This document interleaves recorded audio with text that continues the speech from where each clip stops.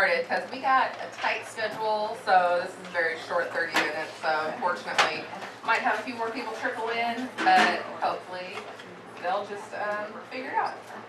So I am Amy Baldwin. I'm product development manager here, so I take care of all the product development for fit, construction, quality, fabric, and color. We have a team of 2 people. And one person does the fabric and color development. Then we have a pattern maker that just joined us in around August, September timeframe.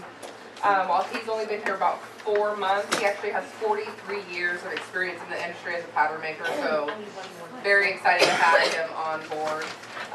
What we do with product development, once the designers have just established what kind of design silhouette they want, we work with our factories to get the samples in, make sure that they fit according to how the intended aesthetic is, and make sure all the quality standards, fitting, and everything else is up to what the designers had intended.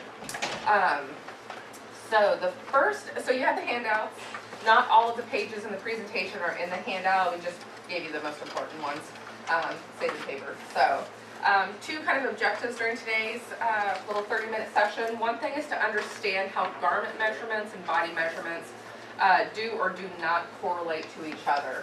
We get a lot of requests for measurement specs, and so I'm not sure it's always understood how those actually correlate to the body in terms of getting people to the right size.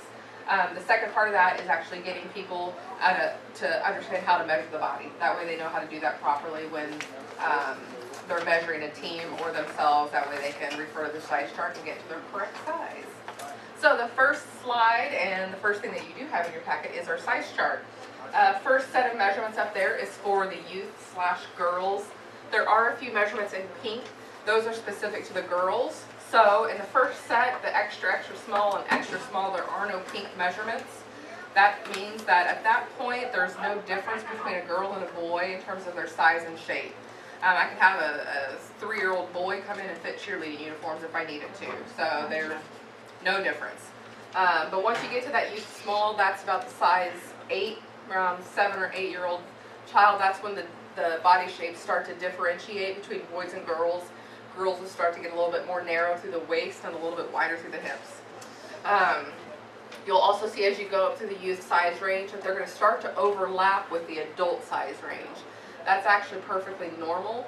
And we actually fit our youth garments to not be quite as tight or as low rise in terms of the bottoms. So there's sometimes quite a bit of overlap in measurements. So when asked a lot of times, like, what's the difference? I have a customer not sure whether they need a youth or an adult garment, and so they just ask for the measurements. It's a little bit tricky because your youth measurements are sometimes going to be bigger. And so think about kind of what the intended size, what the intended age ranges of the team. Is it truly a youth team? Probably want to stick with those youth measurements and the youth sizes. If it's more of an adult team and they're maybe okay with having the adult sizes, and it's okay to put them in that. But we fit that way to allow the kids a little bit more grow room through their sizes, and also just from a modesty perspective. We just don't want to have the little girls out there with shorts that are quite so low, with shirts and shorts that are quite so tight. Than what would maybe be okay and appropriate for the ladies' side. So go back one more. So with the men's and the ladies, we also have those size charts. And just keep in mind, these measurements are for the top end of the size range. And so you'll have a little bit, if a man measures his chest and he's 44 inches, he's going to want to go with that 45, or he's going to want to go with the extra large. Because anything over 42 goes up to the next size. So these are representative of the top end of the size range. All right. Okay, so where did the measurements come from? There's 2 resources that we use. We have ASTM, which is the American Society for Testing of Materials. Sounds super boring. But there are 30,000 members in that group, and there's 143 subcommittees. And they basically just provide testing standards, protocols for all different types of industry, aerospace, textiles, food processing. They have 2 volumes dedicated to textiles, which are these lovely big old books. One book we could learn all about. Let's just pick the standard test method for the durability of finish of zippers to dry cleaning. lots of test methods, but this is very useful if we have an issue with any of our quality of our fabrics and garments. We can say, hey, factory over in China, I need you to test the quality of blah, blah, blah. Please reference ASTM D6193 version, blah, blah, blah. And it's a universal testing code that they can then reference and test accordingly. So this is a universal, worldwide accepted test method and standard. What's in this volume, or part of what's in this volume, is then the data as it relates to body measurements. So what ASTM has done is they've gone and collected measurements of US, all different body shapes, and they've divvied it up into, we have like women's, men's, children, then you have your plus size range, your girls plus, your boys husky, you have a junior size range, and they basically provided measurements for every point of measure that you could think of as it relates to the body measurement. And so they basically are just providing the data. This is how Americans are shaped. Here's the information. They don't tell you what to do with it. It's kind of up to each individual company how they want to shape their sizing, but they've done the research for us. So, great resource to have. The other one is Alvanon. Alvanon's a relatively new company, but they've really kind of revolutionized the industry in terms of how we fit garments. They do body scanners, similar to almost what you see in airports now. You go in, they scan your body, and these will take up to 200,000 points of measurements on your body, fully closed. And then they can interpret that data. Some companies have these scanners within their own retail stores, and like Levi's, you can go in, get your body scanned, and they're going to say, you need to buy a size 8. Oh, wow. And so it takes the guesswork out of trying to fit, I don't know, do I need this size, or this size? Just go in and get your body scanned. And the manual labor of doing it. Yeah, so, but what Alvanon kind of did prior to going to that extra step is they just went and they scanned, they set up these body scanners in all these different locations, malls, at different like sporting events, and I think there was like NASCAR events they started with even, and people were just free to go in there and they just collected data based, and all the different demographic information, income levels, everything.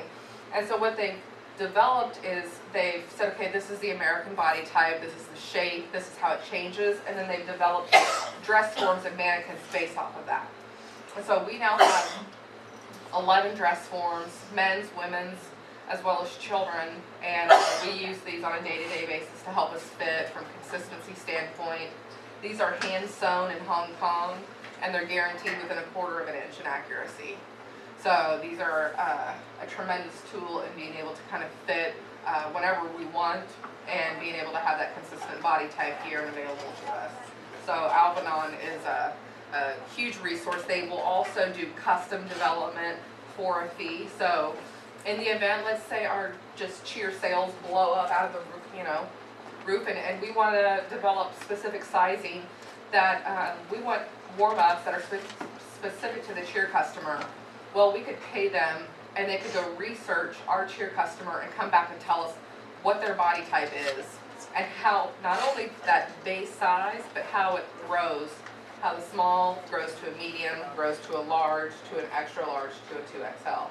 So I'm sure it's a hefty fee, but they could do it. So we keep selling, and maybe we can pay them money to go research, whatever industry or demographic or genre we want it. So really great resources. So when it comes to fitting, there's a lot more than just the size. It also has to do with the shape. As you can see, there's just lots of different, this graphic that I think came from ESPN maybe when we were going through the Olympics. All these women, female athletes at kind of the top of their game, and so many of them probably wear a very similar size of clothing, yet they all have very specific needs in terms of their fit. These two women are probably very close. Like when you look at kind of their overall waist size, like they're a small, I would imagine, but just the thickness of their thighs and the muscle definition, it's got to be very difficult to fit those. Same thing like even in the track, differences between a marathon runner and a sprinter, and the definition in their legs. All the different sizes of football players. We have our Darren Sproles. And so fitting can be very tricky when you're trying to please everybody on all these different body shapes and sizes. But again, you're trying to provide one uniform, and so the goal is to fit the masses, which is again where that ASTM and that Al-Anon data comes in. We take that average, we take the average American, that's what we're going for. That's where we're fitting. So, next, so when it comes to talking about clothing, and how that kind of fits into all of this, two terms that are good to understand is ease and negative ease. So ease is it's the amount of space between the body and the garment that's going to dictate how much room there is for movement. So if the body measures 42 inches at the chest and the garment is 50 inches, you would have how much? Eight inches. Yes, 8 inches of ease. So, and then you have negative ease with the opposite, so you have a compression fitting garment. And so it's the body measures 36, and if your garment measures 30, you will have 6 inches of negative ease. So that's important just to understand, because a lot of customers just ask for the measurements. And they may not understand how the fabric reacts, how the fabric stretches, how the fabric performs, and how that's going to relate to their body. So they may be like, ooh, God, that thing measures 50 inches? That's huge. I'm going to size down. Well, what if it's a woven garment that doesn't stretch? You're gonna want those 8 inches of ease in that garment. You're going to want that. So it's just understanding kind of how those measurements don't always correlate right to the body. So you need to understand there's ease, and we fit those things, the garments, with that in mind. Bless you. And so if we look at these track garments, so we have our Ultrafuse, our regular kind of track singlet and short, and then we have our compression fitting garment. And so if we look at the first one up here, we have the men's large. The chest measures 42 inches on the body, and our singlet also measures 42 inches here. So keep in mind that these are the top end measurements. So someone with a 41-inch chest or a 40-inch chest would go into this size as well. So we really haven't built much ease into this shirt. It just skims the body, and it might have like 1 to 2 inches of ease. But once we go to the compression singlet, we have 7 inches of negative ease in that garment. So again, like customers asking, say, can you just give me the specs on that? Can you just give me the measurements? Just understand that they may interpret it wrong, and they may say 35 inches, and then they may size up because they may, God, my chest measures 42. Like, that's going to be really small. No, the fabric stretches to fit, it stretches to perform, and that's what we intended it to do. So the best thing to do is, again, measure the body and then refer to the size chart in that way. Same thing with the short. So the body measures, again, 42 inches, but in our short, we have 7 inches of ease. More ease in the short, just more range of motion, more movement, hurdles, all that good stuff. And then in the compression short, there's 4 inches of negative ease. So is there any kind of questions on that? That can be a little confusing, I think, sometimes. Okay. From a sales point of view, that's why when we were running out of like fit kits this past fall, I know there were people that would email Amy or email me and just say, oh, well, just, give me the specifications for the warm-ups. Mm-hmm. One, there's a whole lot of data included there that they had no use for, if you've seen some of those spec sheets. And two, there was a whole lot of data there that is proprietary to GTM that we didn't want getting out. And three, if they can't tell you a lot about ease or negative ease or how to measure, they could get themselves in a lot of trouble with that anyway. So yeah.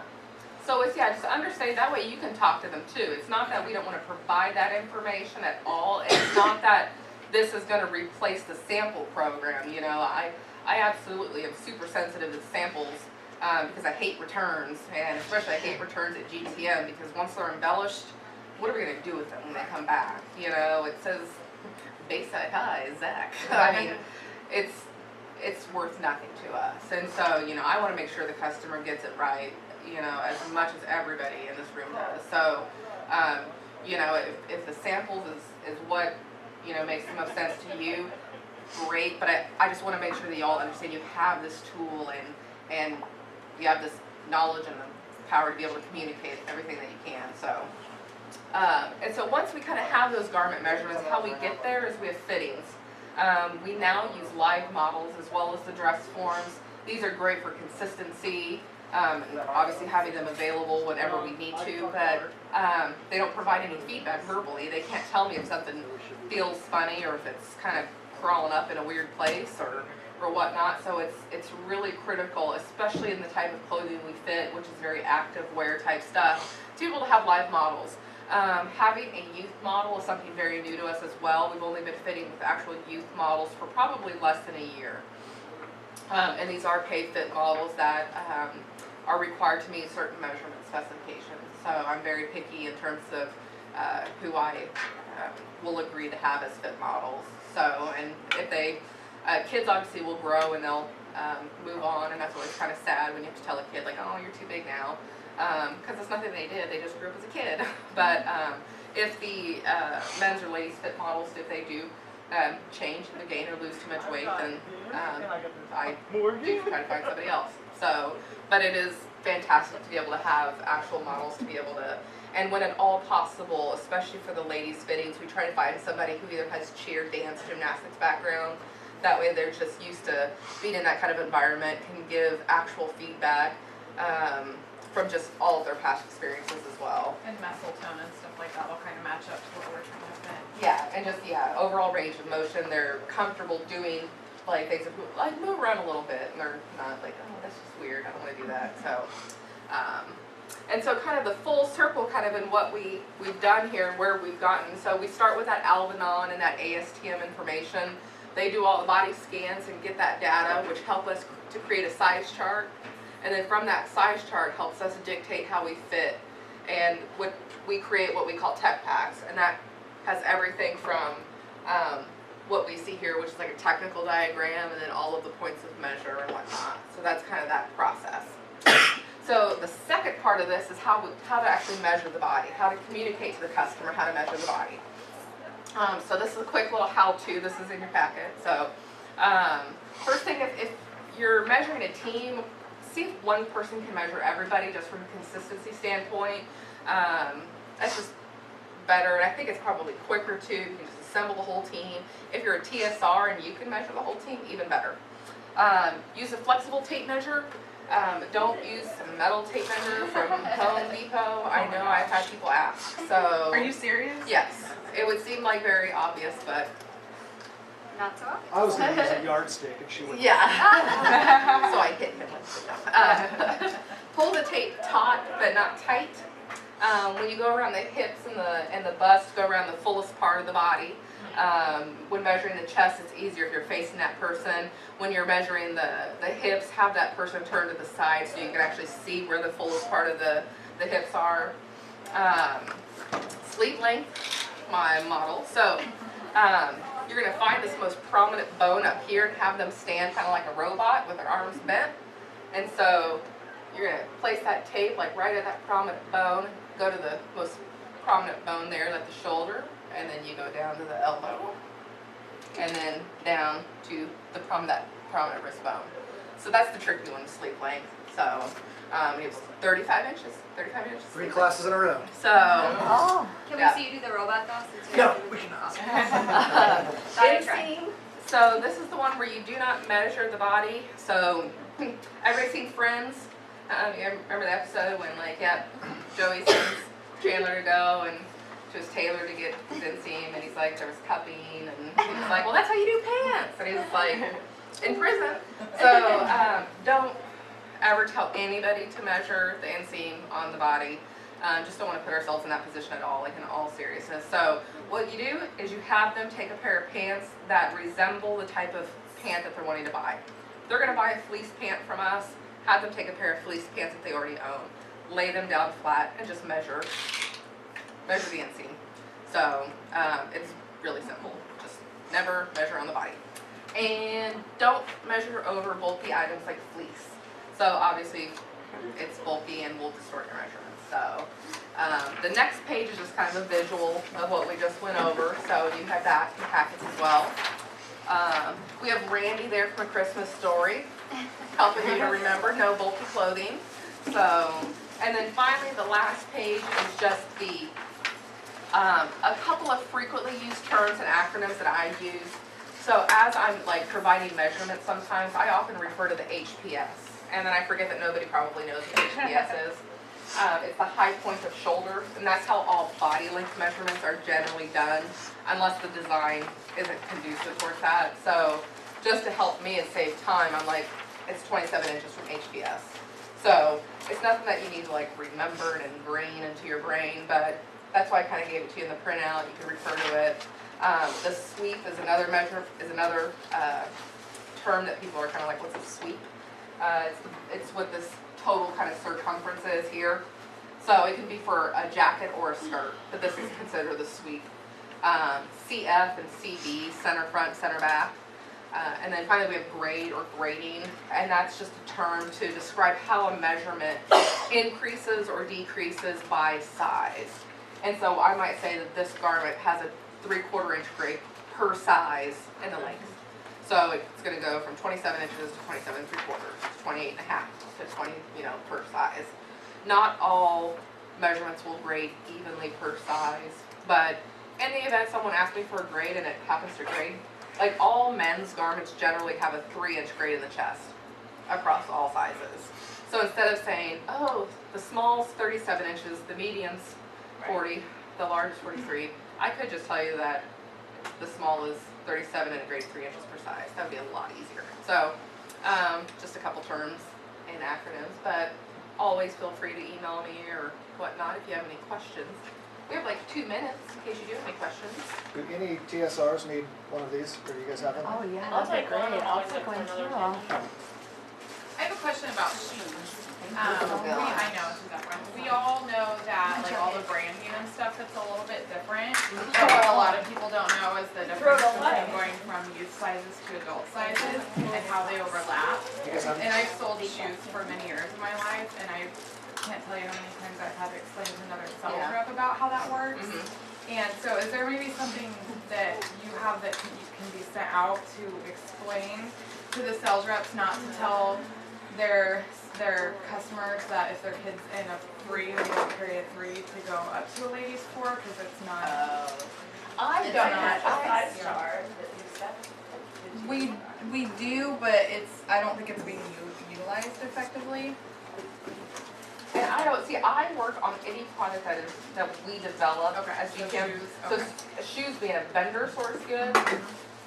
I have Do no we know where we can knowledge. get some kind of information? Our domestic inventory team might be able to reach out Okay. to the actual vendors and to the suppliers Yeah. and see if they have some Like, information. given a general Yeah. range. We And- tried to find, in an Shoes effort to are, do yeah. less shoe sizing, and then since I started, it wasn't gonna work. The theory that I had is, okay, each one of these companies has a really cheap shoe, so let's get those in and we'll do actual fit kits with a cheap one, and so what? And what we found out is on every single one of them, from one shoe to the next to the next, they weren't even consistent enough to do that. So- Yeah. Like A6 is pretty true to size, where Kiva's are like maybe a 4 size difference in the foot. Yours Well, is what we like found was 6 this inches. A6 shoe didn't match this Oh, A6 shoe, that didn't is- match yeah, this one. Yeah, Yeah. which I mean, I think we all understand that and the difference between the brands and how they But fit. it's just, But it's yeah. the difference between like The going from the youth. youth sizing to the adult How to sizing, get and they don't realize that overlap exists, Mhm. and then so they think a 3 is comparable to a ladies 3, and it's not. It's like Okay. a 2 size difference. Yeah. That's Yeah. because women's shoe sizing is really messed up. And It They is. don't It's understand it. true. So, yeah, shoes. I have actually never worked in shoes. It is a very specialized industry, Special. but Yeah. I've worked with most other product. I've worked with a lot of product groups, but yeah, shoes is not one of them. Yeah, I sold shoes for like. Alright. All right. Thanks, well, guys. Thanks, Any other guys. questions on this type of Thank stuff? you. You Just can email ask me if me, you you have can any- ask Amy. Yep. We're shuffling in and out, so. Thanks, guys. Bye. Going over. Alright, so, back to working. I know, right? Who does that? And try to breathe. That's it. Breathe in. That is. Thanks. Where's Winter Circle? It's just down, Oh, yeah, Just it's the around next all the one. computers. yeah.